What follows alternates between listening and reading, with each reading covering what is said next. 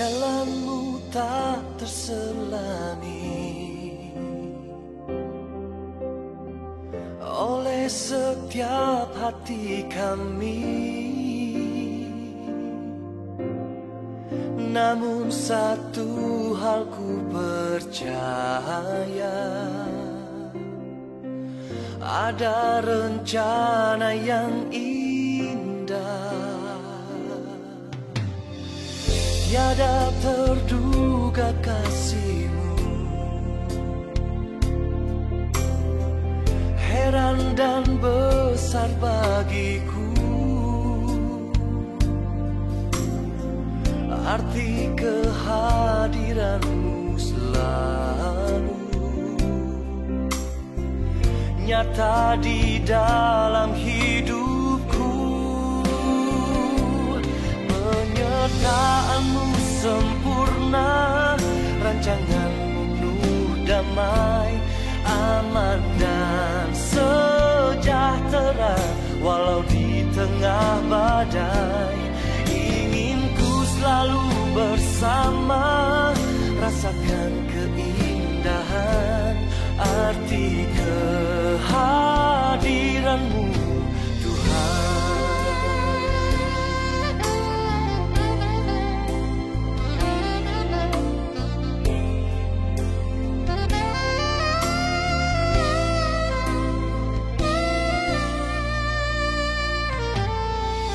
Jalan-Mu tak terselami oleh setiap hati kami. Shalom Bapak Ibu, puji Tuhan, senang sekali kita bisa bertemu kembali di dalam ibadah online kita pada hari ini. Segala puji syukur kepada Tuhan Yesus, karena hari ini kita mau memperingati hari kenaikan Tuhan ke sorga. Hari ini kita mau lebih lagi memuji Tuhan, menaikkan pujian penyembahan kita kepada Dia, Raja di atas segala raja. Karena sebagai orang yang percaya, kita yakin bahwa Yesus naik ke sorga bukan untuk meninggalkan kita, tetapi Dia naik ke sorga menyediakan tempat yang terbaik bagi saya, bagi Bapak Ibu, bagi kita semua. Mari hari ini kita mau siapkan hati kita mau datang kepada Tuhan, menaikkan nyanyian kita, pujian syukur kita kepada Dia. Mari kita berdoa. Segala puji syukur kami naikkan kepadamu ya Bapa, karena Engkau begitu baik, sangat baik, teramat baik bagi kami ya Tuhan. Kami bersyukur, kami masih diberikan kesempatan untuk Tuhan Yesus memuji Tuhan, menyembah Tuhan, bersekutu bersama Tuhan Yesus, walaupun dalam suasana online seperti ini. Tetapi Tuhan, dengan segenap hati kami, segenap jiwa kami, yang terbaik dari kami Tuhan, kami hanya mau mempersembahkan bagi nama-Mu yang kudus. Terima kasih Bapa, ini kami umat-Mu, kami siap untuk memuji dan memuliakan nama-Mu. Di dalam nama Tuhan Yesus sama-sama kita katakan, amin.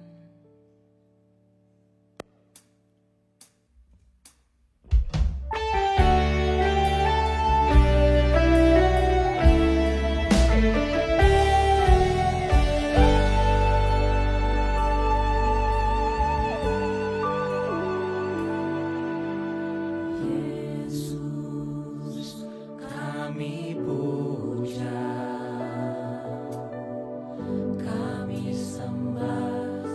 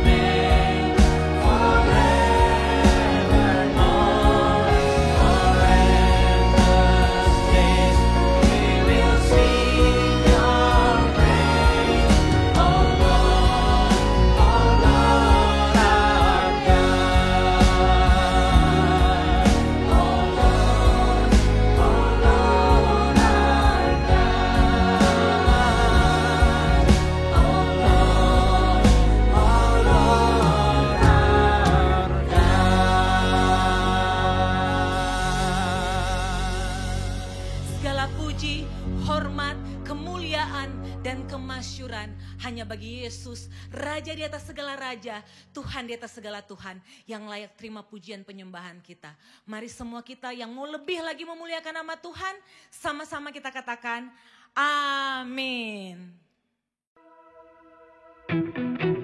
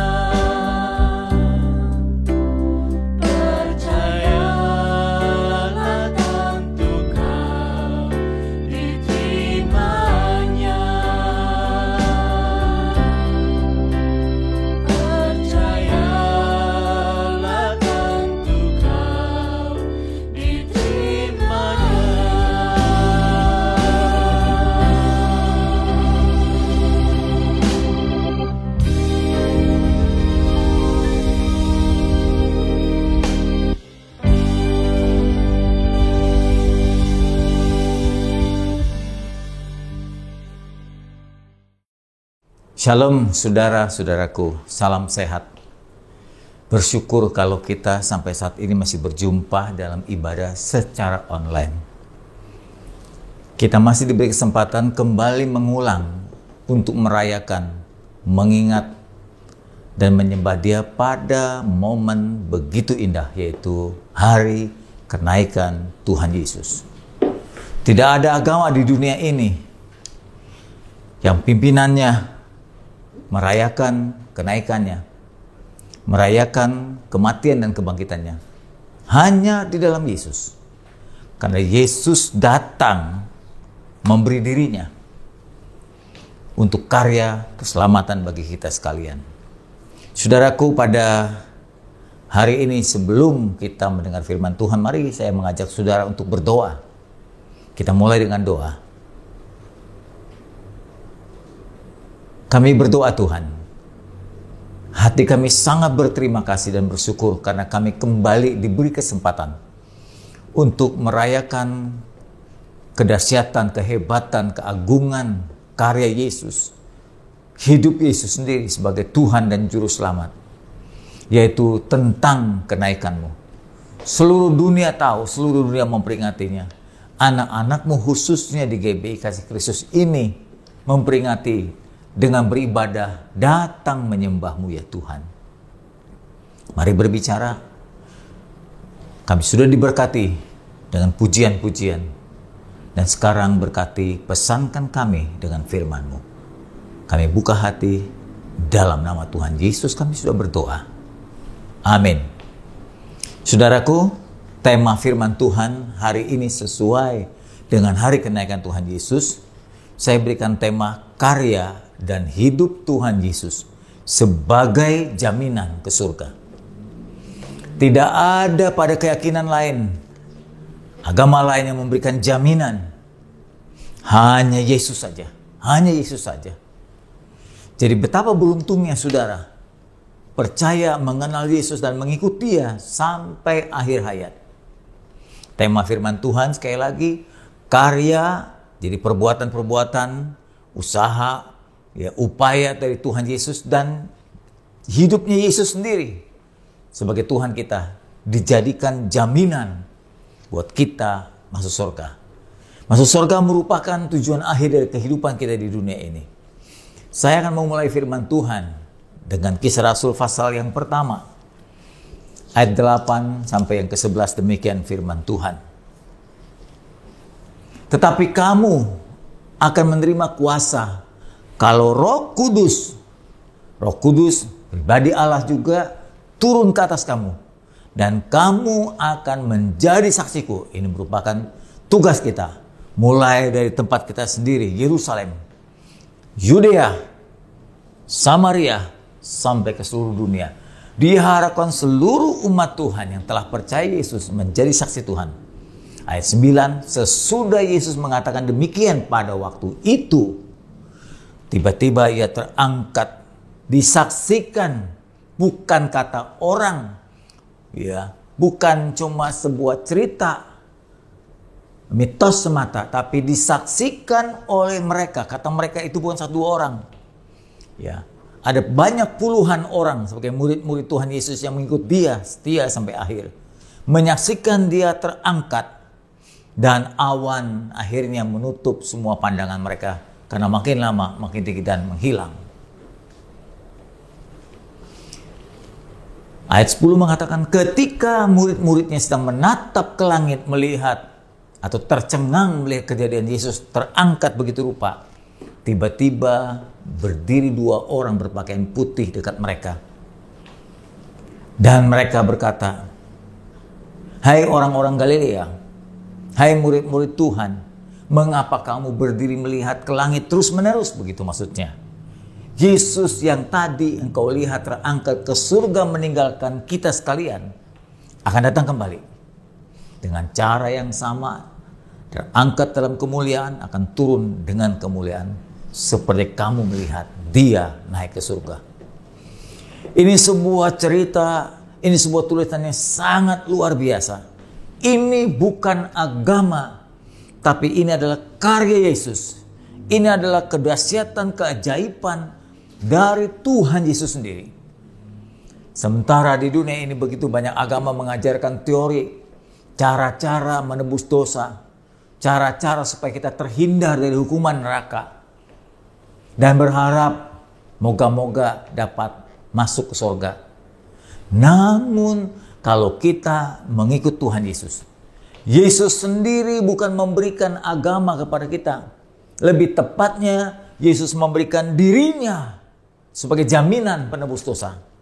Memberikan dirinya menebus dosa kita supaya kita diselamatkan. Dan menjadikan dirinya sendiri satu-satunya jalan menuju kebakaan surga mulia.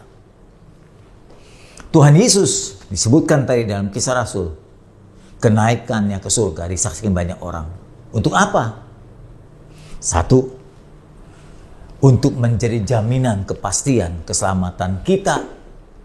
Kalau orang bertanya, betul nggak sih ya kita selamat? Betul nggak kita diampuni dosanya? Itulah bukti dari kenaikan Tuhan Yesus memberikan jaminan kepastian. Kepastian tempat bagi kita. Untuk orang-orang tebusannya agar pasti masuk surga kekal. Kedua, dengan kenaikan Yesus ke surga disaksikan banyak orang itu. Ia membuktikan bahwa dia pemilik surga. Dia berasal dari surga.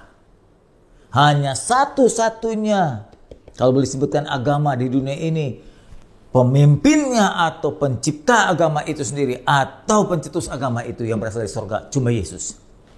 Yang lain bukan dari surga. Yang lain semua berasal dari rahim ibunya. Saudaraku, yang ketiga, tentunya orang bertanya, apa jaminan dari Yesus? Saya melihat karyanya, hidup Yesus yang hebat itu menjadi karya yang luar biasa. Ya, menjadi kepastian bagi kita. Allah yang tak terjangkau, Allah yang tadinya tak terlihat, Allah yang tadi tidak bisa dijamah, karena semua agama berkata begitu. Kita pun sama, awalnya Allah dalam Yesus, Allah dalam firman, tidak pernah bisa dijamah, tidak pernah bisa dilihat, tidak pernah bisa ditemui. Tapi Allah sendiri yang turun, bukan kita yang menemui dia. Allah yang turun menjadi manusia. Untuk apa? Ya karena dia mengasihi kita. Dilihatnya kita tidak sanggup menebus dosa. Karena kasihnya dia mau menebus dosa kita. Dia menggantikan posisi kita. Bukankah itu sebagai tanda kepeduliannya? Bukankah juga sekaligus itu tanda kerendahan hatinya? Allah yang maha dahsyat itu tak terjamah. Siapapun tak pernah melihat dia, gak bisa menemui dia. Dia mau turun menemui saudara dan saya. Betapa rendah hatinya dia mau menjadi manusia. Kemudian bukan hanya sampai di situ. Dia bukan hanya berkarya dalam kelahiran. Tapi juga dia rela dalam kematian. Tanpa dosa. Bukan karena dosa dialah. Maka Yesus harus dianggap berdosa. Jadi ada banyak orang menganggap, wah Tuhan Yesus banyak dosanya. Makanya disalibkan. Bukan. Dia disalibkan karena dosa Anda. Dosa saya. Dosa semua manusia. Akhirnya dia harus mengambil jalan. Disalibkan dan mati di kayu salib. Tanpa dosa. Bukan karena dosanya. Untuk menebus dosa-dosa kita. Jadi satu oknum, satu pribadi yang mau menebus dosa kita adalah orang yang gak pernah berdosa. Ya cuma Tuhan yang menjadi manusia. Saudaraku, bukan sampai di situ. Bukan hanya lahir, kematiannya, tapi juga dia kebangkitannya. Inilah sekaligus bukti. Hanya Tuhan yang sanggup mati dan sanggup bangkit. Manusia hanya sanggup mati. Dia berani mati buat orang lain. Dia mau mempertahankan nyawanya bagi orang lain. Atau dia menjadi pasang badan buat orang lain. Dia bisa mati buat orang lain. Tapi dia gak bisa bangkit. Yesus pasang badan buat kita. Pasang nyawa buat kita. Dia mati bagi kita. Tapi pada hari ketiga dia bangkit.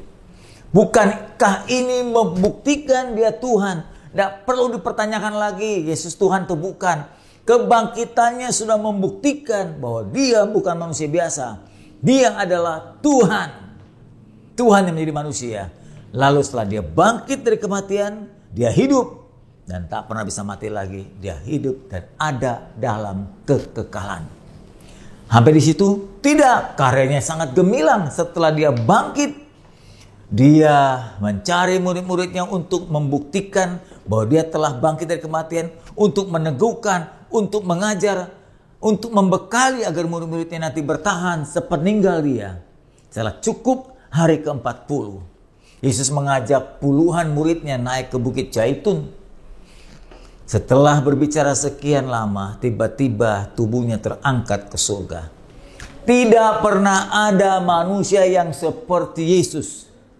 Disaksikan puluhan orang muridnya, dituliskan dalam kitab suci sebagai saksi-saksi bahwa Yesus memang sungguh bangkit, sungguh naik ke surga. Dan hari ini kita memperingatkannya. Kalender dunia mencatatnya, Yesus naik ke surga. Pada saat dia naik ke surga, disaksikan puluhan orang, membuktikan Yesus memang berasal dari sorga, sekaligus pemilik sorga. Dia meneguhkan ketuhanannya, dia memastikan keraguan umat Tuhan termasuk kita sekalian, apakah memang kita masuk sorga. Dengan kenaikan dia ke sorga, dia memberikan tempat bagimu, dia menyediakan tempat buat orang-orang tebusan Tuhan.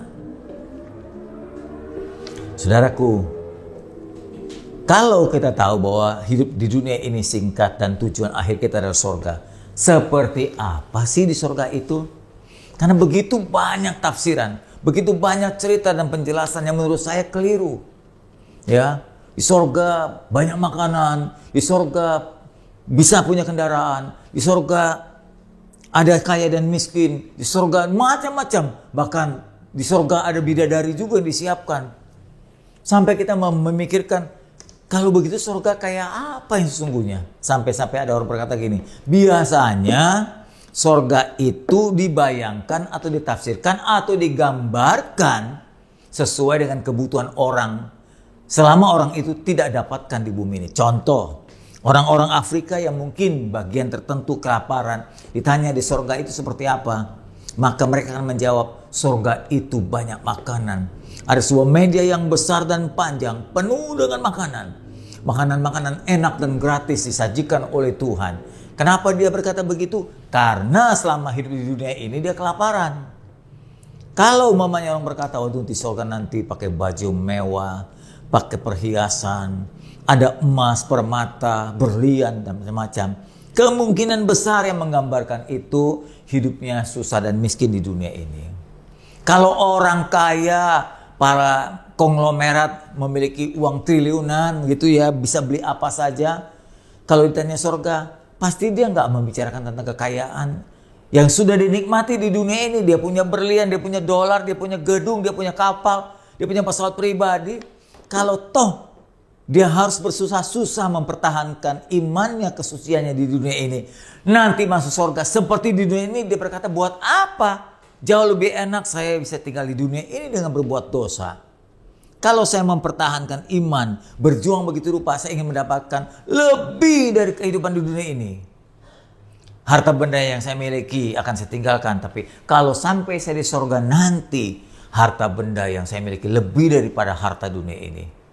Kemuliaan dunia, kemuliaan surga, jauh lebih hebat dari kemuliaan dunia. Kebenaran surga jauh lebih hebat daripada kebenaran dunia.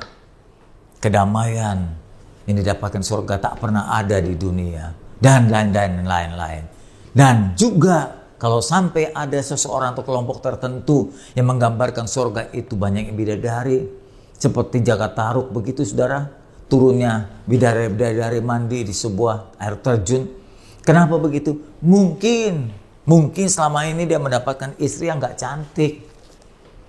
Atau selalu bayangannya masalah hubungan intim. Maka dia bayangkan surga seperti itu. Tapi surga tidak seperti itu. Apa yang Alkitab katakan tentang surga? Mari kita perhatikan. Dunia ini ibu bapak sekalian, sebetulnya produk yang baik.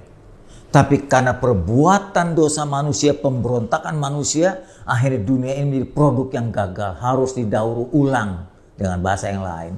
Perbuatan dosa manusia itu membuat hidup jadi singkat. Banyak masalah. Dalam Kejadian dituliskan pasal 3, gara-gara Adam Hawa berbuat dosa, penyakit datang, kesusahan mencari nafkah, hidup menjadi rentak, umur menjadi pendek, banyak penyakit, akhirnya meninggal dunia karena tubuh lama-lama jadi lapuk dan hilang nyawanya. Tapi kita bersyukur kalau toh dunia ini merupakan produk yang gagal, Tuhan menyiapkan tempat lanjutan dari dunia ini. Setelah kita hidup yang singkat di dunia ini akan ada kelanjutan, yaitu pada kekekalan surga.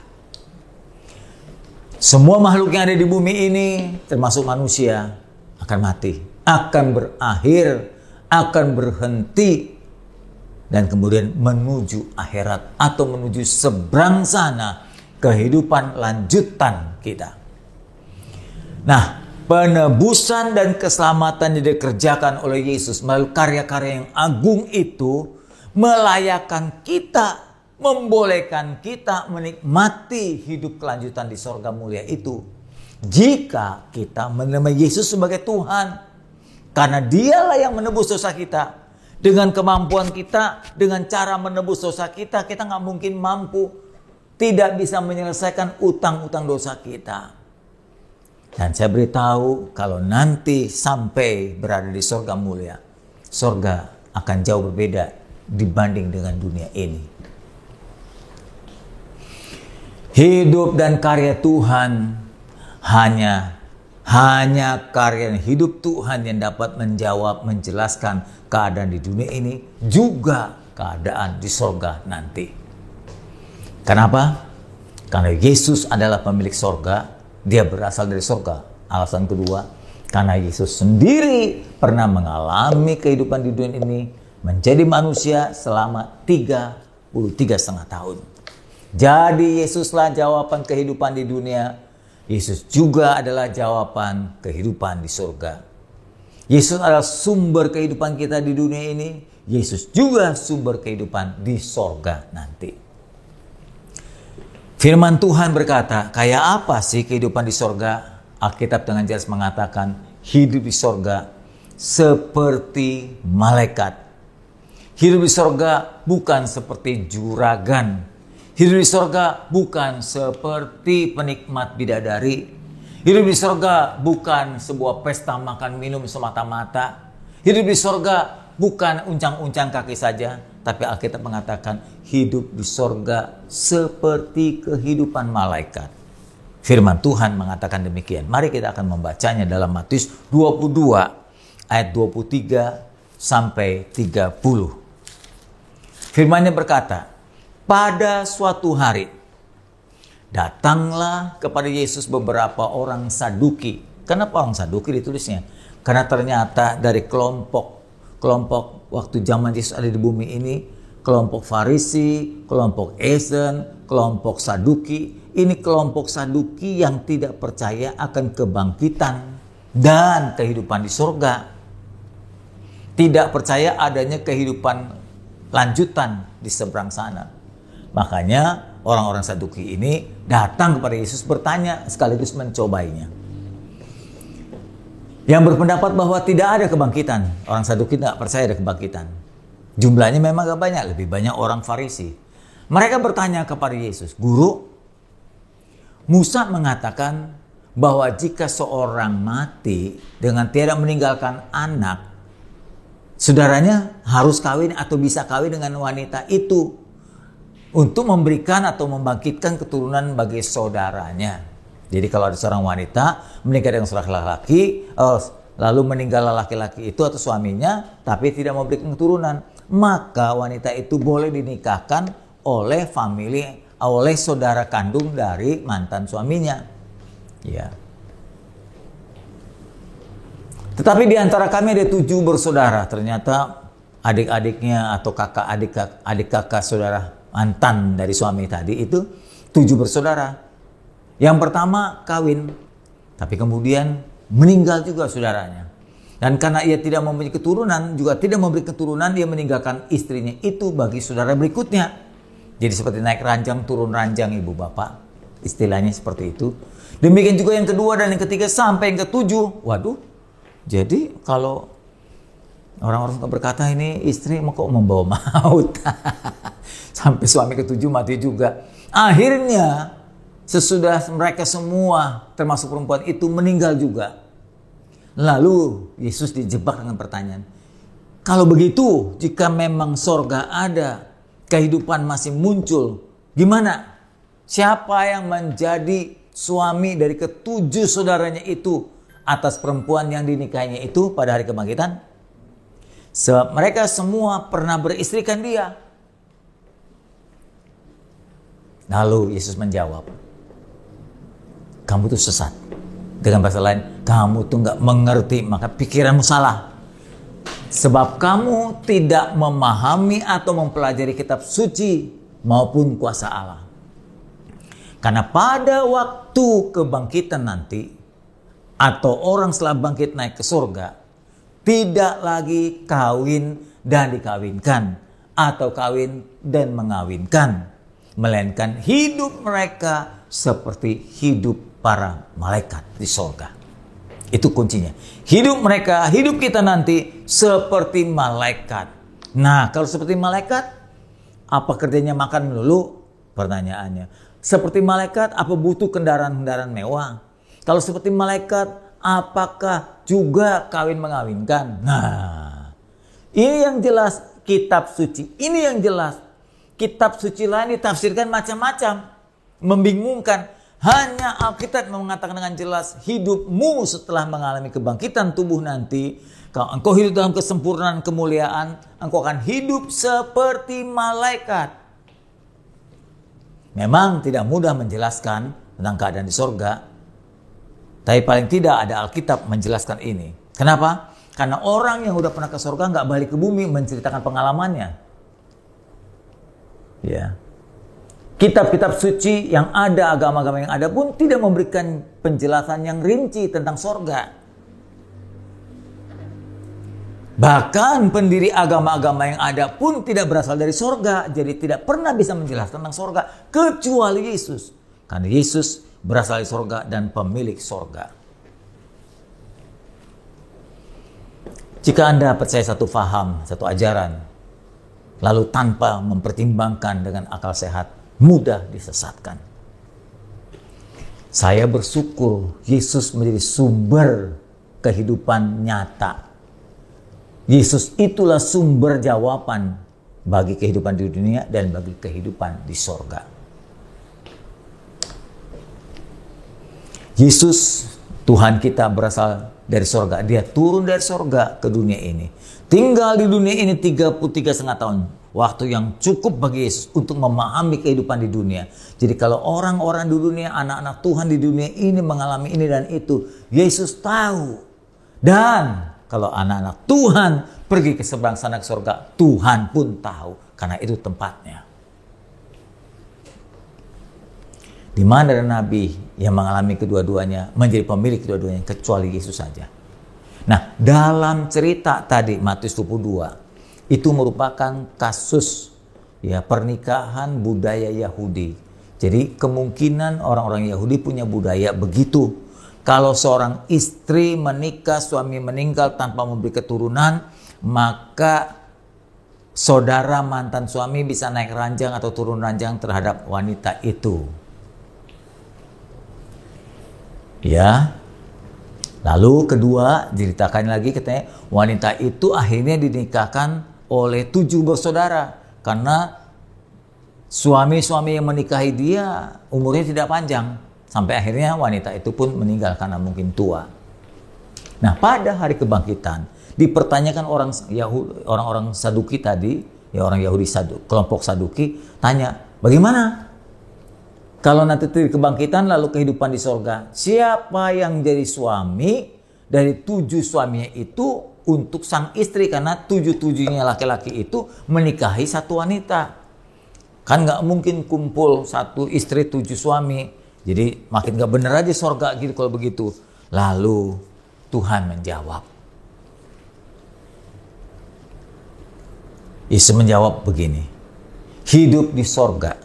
Semua yang masuk sorga, yang sudah bertobat, ditebus dosanya, diberi keselamatannya, disediakan tempat di sorga. Hidupnya akan seperti kehidupan malaikat. Nah, sekarang kita tentu selidiki malaikat itu kayak apa. Malaikat itu makhluk apa, sehingga kita dapat bayangan nanti di surga kayak apa. Jadi kuncinya tadi satu aja, hidup seperti malaikat. Apakah malaikat suka pesta seks? Apakah malaikat suka pergi dansa? Apakah malaikat suka gunakan barang-barang mewah? Apakah malaikat tinggalnya di hutan? Apakah itu semua ditanyakan? Nah, Alkitab menjawab, malaikat itu makhluk sempurna. Suka disebut makhluk roh, makhluk kemuliaan, tidak bercacat, sangat cerdas, tidak menjadi tua, tidak bisa sakit dan tidak bisa mati. Karena malaikat makhluk sempurna. Malaikat tidak berjenis kelamin. Kalau Anda tanya malaikat itu laki perempuan, lain gendernya. Kalau dalam bahasa Jerman yang pernah saya tahu, dulu pernah belajar sedikit saja, bahasa Jerman itu ternyata dibagi 3 kelompok.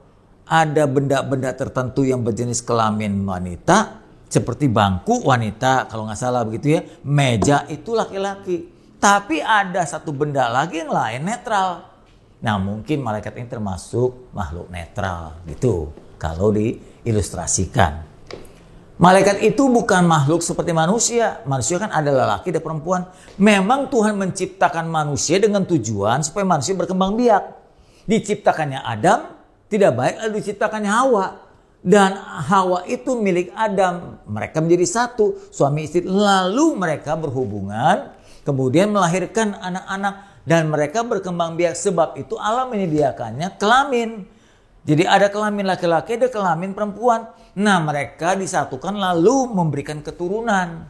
Sehingga manusia berkembang biak. Sedangkan malaikat diciptakan Tuhan tidak dengan tujuan yang sama seperti manusia. Tidak ada jenis kelamin dan tidak bertujuan untuk berkembang biak. Bagaimana mungkin kalau kita nanti di surga sudah berubah menjadi makhluk malaikat atau seperti malaikat kemudian berhubungan intim? Tidak ada, saudara. Jadi sangat salah kalau di surga itu merupakan tempat pesta seks. Adalah salah kalau surga itu merupakan tempat kawin mengawinkan. Salah. Surga itu Alkitab katakan tadi, tidak lagi ada kawin mengawinkan. Jadi, apa yang terikat dengan perkawinan di bumi ini, di surga sudah dibatalkan atau ditiadakan. Hidup perempuan tadi dengan 7 laki-laki itu hidup seperti malaikat.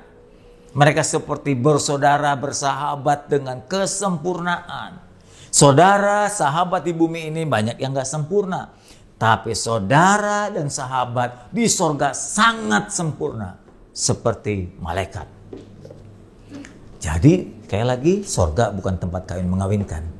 Jangan harapkan, maaf saudara, bagi saudara yang belum sempat menikah di bumi, jangan harap-harap bisa menikah gratis di surga. Nanti biarlah Tuhan Yesus yang membiayai. Jangan harap begitu, Bapak. Hidup saudara akan seperti malaikat, jauh lebih bahagia, jauh lebih indah. Karena seperti malaikat, jadi tidak ada hasrat seksual.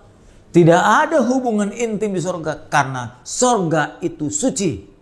Surga itu kudus. Karena tidak ada hasrat seksual, tidak ada hubungan intim, tentunya tidak berkembang biak.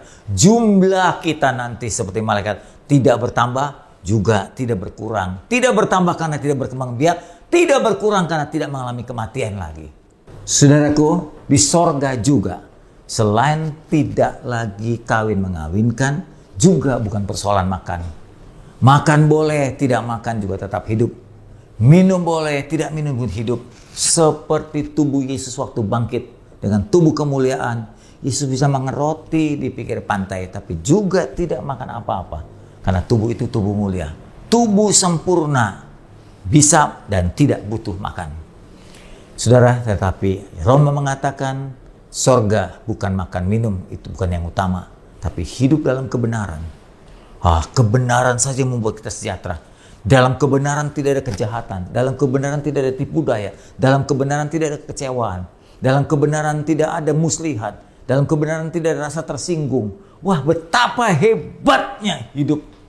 di sorga nanti penuh dengan kebenaran. Karena itu penuh dengan sukacita, karena dalam kebenaran pasti bahagia, dalam kebenaran pasti damai, dalam kebenaran pasti sejahtera. Jadi sorga tak terbayangkan. Seperti Paulus berkata, apa yang tak pernah dikatakan, tidak pernah terdengar, tidak pernah diduga, semua diberikan kepada kita. Itu berbicara tentang suasana sorga. Begitulah kitab Roma mengatakan, sebab kerajaan Allah bukanlah soal makanan, bukan soal minuman, bukan prioritas itu maksudnya, tapi soal kebenaran, soal damai dan sejahtera, soal sukacita kebahagiaan yang dikerjakan oleh Roh Tuhan. Karena kerajaan Allah bukanlah makanan minuman, melainkan tentang kebenaran, damai sejahtera, sukacita oleh Roh Kudus. Karena itu, kalau kita tahu akan akhirnya seperti itu suasana surga, maka yang pertama, ingat baik-baik. Tuhan Yesus tidak memberi agama ke dunia ini. Bahkan saya boleh katakan, Tuhan tidak memberikan agama yang membuat semua saling berbeda. Agama membuat orang intoleransi, tidak bisa memahami, bahkan seringkali bertikai karena agama. Sebagai bukti yang jelas lihat di Timur Tengah, yang seagama dan tidak agama saling membunuh dan menghancurkan. Tuhan tidak mendatangkan agama itu, tapi Tuhan memberikan hidupnya sebagai penebus, sebagai jaminan kepastian keselamatan kita. Dengan penebusan dosa, kita tidak lagi di bawah hukuman, tapi kita diselamatkan dengan keselamatan kekal. Sesudah itu pasti upahnya adalah surga, mulai yang berbahagia. Kedua, tidak ada penjamin di dunia ini yang dapat memberi kepastian ke surga atau keselamatan kekal kecuali Tuhan Yesus. Jangan berpindah agama, jangan berpindah keyakinan. Itu yang ketiga buat saudara. Jangan jual imanmu, jangan tukar imanmu. Engkau rugi besar kalau melepaskan Yesus untuk mempercayai agama yang tidak pernah memberi kepastian.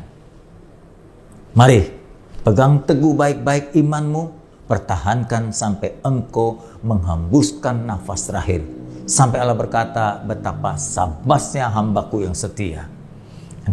Kita semua, engkau dan saya, sama-sama kita berlomba untuk mencapai garis finish. Kita akhiri pertandingan hidup ini, padahal hidup ini begitu singkat, untuk memperoleh kekekalan dan keabadian di sana.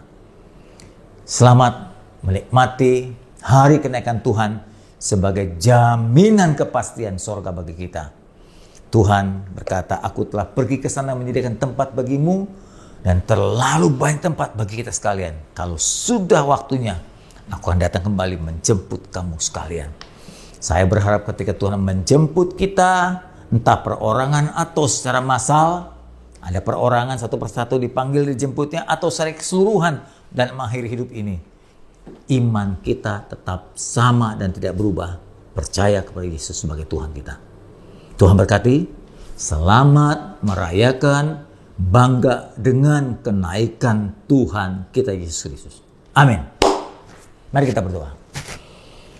Tuhan, di tengah-tengah peringatan kenaikan Tuhan Yesus ini, sungguh hati kami bangga, kami bahagia, karena ternyata kami bukan hanya menjalankan aturan-aturan kepercayaan agama Kristen, tapi kami punya Tuhan yang mau turun jadi manusia, mau mati menebus dosa kami, bangkit dari kematiannya, naik ke surga disaksikan puluhan orang, dan sekarang masih menyediakan tempat buat kami sekalian. Karena tiap kali ada saja orang yang bertobat, Tuhan lalu menyiapkan tempat. Ada yang bertobat, Tuhan menyiapkan tempat. Ada yang bertobat, Tuhan menyiapkan tempat. Jadi persediaan Tuhan untuk tempat-tempat orang yang bertobat tak pernah berhenti. Sampai akhirnya nanti, mungkin kelak satu kali pertobatan akan berhenti, bumi akan berakhir, Tuhan akan datang kembali menjemput kami sekalian. Kami yang sudah percaya Yesus akan pegang teguh baik-baik iman kami. Jangan biarkan kami goyah hanya karena jabatan, hanya karena harta benda, hanya karena kawan. Karena keselamatan kami terlalu mahal dari penebusan melalui nyawa Tuhan sendiri. Kami berterima kasih Tuhan karena bisa merayakan kenaikan Engkau ke surga. Terima kasih buat Tuhan kami yang hebat. Tuhan kami yang dahsyat, Tuhan kami yang rendah hati, Tuhan kami yang peduli. Terima kasih Tuhan. Dalam nama-Mu Tuhan Yesus yang luar biasa, kami sudah berdoa. Amin. Saya ingatkan untuk tetap beribadah dengan setia tiap-tiap minggu, walaupun kita masih menggunakan ibadah online untuk mencegah jangan terjadi penularan. Karena ternyata negara-negara tertentu seperti Taiwan, Singapura, bahkan mungkin saya dengar Israel kembali kambuh. Penularan COVID terjadi lagi. Jangan tanya India, Ibu Bapak. India mengalami tsunami COVID yang luar biasa. Sudah 20 juta orang lagi yang tertular. Tiap hari ribuan orang meninggal dunia. Saudaraku, kita tidak ingin negara Indonesia ini mengalami hal yang sama. Nah, kita mulai dari kelompok kecil saja, dari gereja kita. Mari hargai dan hormati ibadah secara online setiap tiap minggu. Sudah duduk di depan TV saudara pukul 9.45 dengan pakaian lengkap, ya, dan sopan untuk mengikuti ibadah kita. Terima kasih. Mari kita bangkit berdiri, kita berdoa. Terima kasih Tuhan. Terima kasih karena bukan hanya Engkau memberkati, menjaga, melindungi kami, tapi juga menebus, menyelamatkan kami, menyediakan tempat bagi kami. Di tengah-tengah ibadah kami ingat seorang anak kecil, Uli namanya, anak dokter Sinta, yang sedang dirawat di rumah sakit, mengalami demam. Kami belum tahu penyebabnya apa, tapi kiranya Tuhan menolong untuk menyembuhkan. Untuk Mama Hendra, untuk Mama Marconi, untuk Mama Mikin yang dirawat juga, untuk beberapa saudara kami yang mungkin mengalami kelemahan tubuh, tolong ya Tuhan, jamah kami. Sebab Engkau berjanji bilur-Mu menyembuhkan kami. Yang belum dapat pekerjaan, diberi pekerjaan. Tolong Tuhan, di tengah-tengah pandemi, sulit pekerjaan mencari nafkah, Tuhan memberikan kekhususan. Usaha kami yang diperjuangkan, buka jalan. Limpahkan berkat-Mu ya Tuhan, supaya kami dapat mencukupkan keluarga kami masing-masing. Berkati pemerintah kami, bantu pemerintah kami untuk menuntaskan problem besar ini, yaitu krisis ekonomi dan krisis kesehatan akibat COVID-19 ini. Sekarang saudara-saudaraku, mari kita selesaikan ibadah ini dan memohon penyertaan Tuhan. Kiranya damai Bapa yang tak pernah berubah, selalu sama, kasih Tuhan Yesus yang dicurahkan tiap-tiap hari, selalu baru bagi kita, serta perlindungan kekuatan dari Roh Kudus ada selalu bersama dengan kita. Mulai hari ini, besok, minggu depan, dan sampai selama-lamanya. Amin. Nyataanmu sempurna, rancanganmu penuh damai, aman dan sejahtera, walau di tengah badai. Ingin ku selalu bersama, rasakan keindahan